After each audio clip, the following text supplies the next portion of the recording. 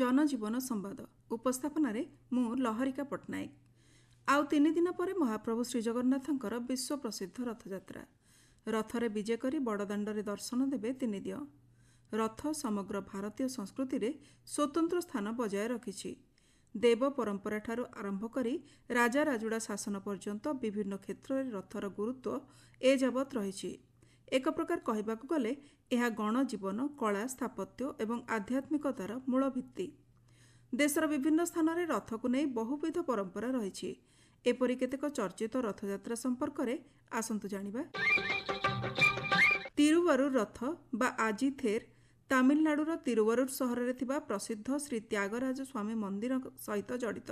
यहाकू एशियार सबुठारु बड़ पारंपरिक मंदिर रथ भाव में गणना करा जाए। वार्षिक रथयात्रा समय भगवान त्यागराज ए विशाल रथरे विराजमान होई सहर परिक्रमा करती। एही रथर उच्चता प्राय 96 फुट एवं यार ओजन प्राय 350 टन रु अधिक।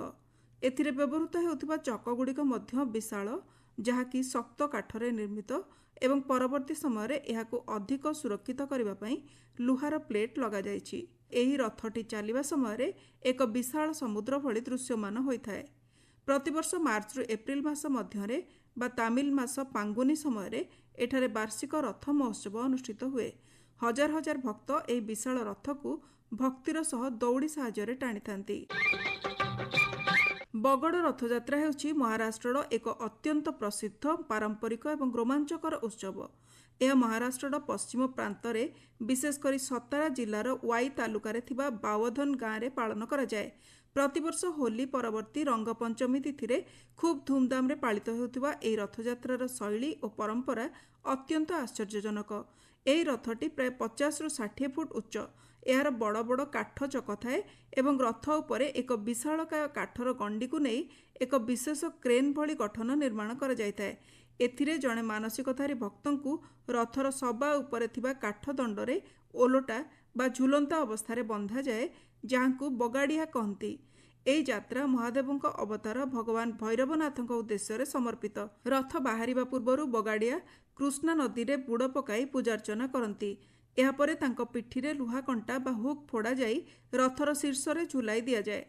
अवश्य वर्तमान सुरक्षा दृष्टि एहाकू कपड़ा बा दौड़ी साहाय्य बांधी करा जाउछि। एही विशाल रथकू कृष्णा नदी पठारू मुख्य मंदिर पर्यंत प्राय 3 रु 4 किलोमीटर बलदमानक द्वारा टाणी टाणी अणाଯାଏ।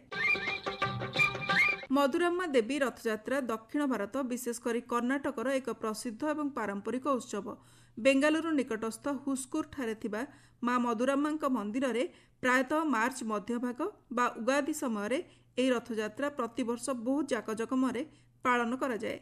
एही रथयात्रार सबुठारु बड़ स्वातंत्र्य होउछि यार आकाश छुआ रथ। एहाकू स्थानीय भाषा रे कुर्जी कहा जाए। प्राय 80 रु 150 फुट पर्यंत उच्च होइथिबा ए रथ एक विशाल पिरामिड बा मिनार परी देखा जाए। रथर तलभाग काठरे तैयारी होइथिबा बेले उपर अंश को बाउंस नड़िया कतार दौड़ी एवं रंगबिरंग कपड़ा साहाय्य एक ओजनिया मिनार परी उपर को गढ़ी थांती। रथ उपरे देवींक चित्र बा मूर्ति स्थापन करा जायथाए।